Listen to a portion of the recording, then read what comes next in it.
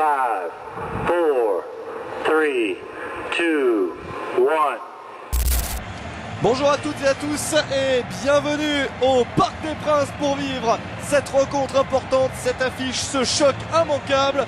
Le Paris Saint-Germain face aux Girondins de Bordeaux. Voici la composition du Paris Saint-Germain avec Claude Makélélé laissé de côté un petit peu au repos en prévision du prochain match de championnat à Nantes. Mais sinon les autres titulaires sont là, les hommes les plus en forme sont alignés par Paul Le Guen pour ce match très important, une demi-finale de Coupe de la Ligue. Et il y a une place au Stade de France qui se joue, une place au Stade de France pour disputer la finale au mois d'avril. Une finale à jouer contre la surprenante équipe de Ligue 2 de Vannes qui pour sa première participation en Coupe de la Ligue a réussi à atteindre la finale. C'est un exploit monumental. Le coup d'envoi de cette demi-finale de la Coupe de la Ligue, Paris Saint-Germain-Bordeaux. Le vainqueur atteindra la finale, le Stade de France, et affronter l'équipe de Ligue 2 de Vannes. Typé à la victoire de Paris 2-0 contre Caen en championnat. Kezman pour un centre qui va passer au-dessus du but. Difficile dans cette position, mais ça met la pression sur le but girondin. C'est bien, ce début de match est excellent. Ballon perdu puis récupéré par Rotten et la passe en profondeur pour Kezman qui va y aller. Mais Diawara est le premier sur le ballon. Souleymane Diawara pressé par Kezman. Rotten qui va bien donner ici. Ah, il y a une position de hors-jeu qui est signalée contre Mateja Kezman. Ligne de touche, c'était pas évident. Il y avait un tout petit espace. La touche jouée rapidement vers Kezman. Ça va être dur pour Kezman. Et le corner. Oh, il n'y aura pas de corner. Oh, il n'y aura pas de corner. C'est pas possible. Ça semblait évident. C'était ce qu'il pouvait obtenir de mieux, le corner d'ailleurs. Mateja Kezman cerné par 3 adversaires. Maillot tiré, là on l'a vu. Mais ça n'a pas été grand chose. Et puis derrière il y a eu un bon tacle. Sessegnon, la bonne ouverture de Stéphane Sessegnon pour Kezman. La parade de Mathieu Valverde. Quelle occasion pour le Paris Saint-Germain. C'est bien dévié. La remise pour Kezman. Elle va être trop forte. Kezman qui peut frapper quand même. Il est contré, corner. Super cette phase de jeu. Allez, encore, c'est bien.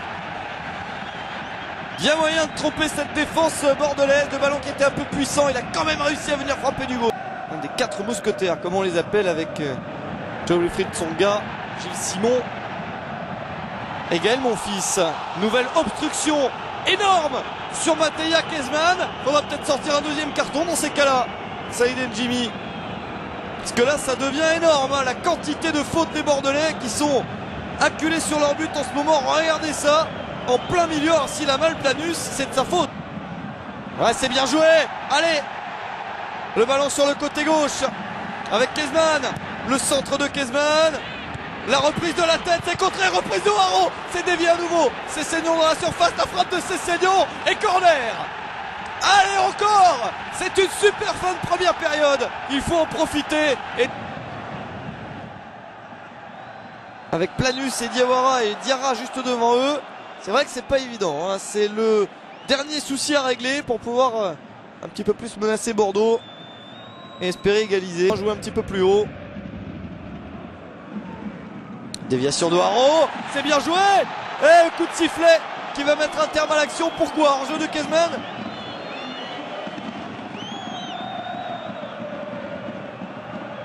Ouais, là d'accord, ok, c'est vrai. Il y a bien hors-jeu de Mateja Kezman. C'est les occasions de la première période. Et là, cette domination totale. Les Bordelais ne font plus rien. Allez, voilà un bon centre. Guillaume Haro, Kezman qui va rater, c'est pas possible.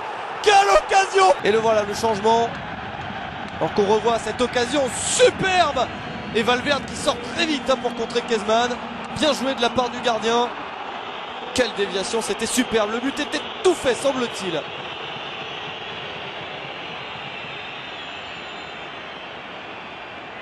Il y a une époque où il y aurait eu sûrement une reprise de volée directe, hein, dans une époque de confiance, hein, pour Peggy Luindula, pour Guillaume, je vais dire le bon nom, pour Mateja Kezman.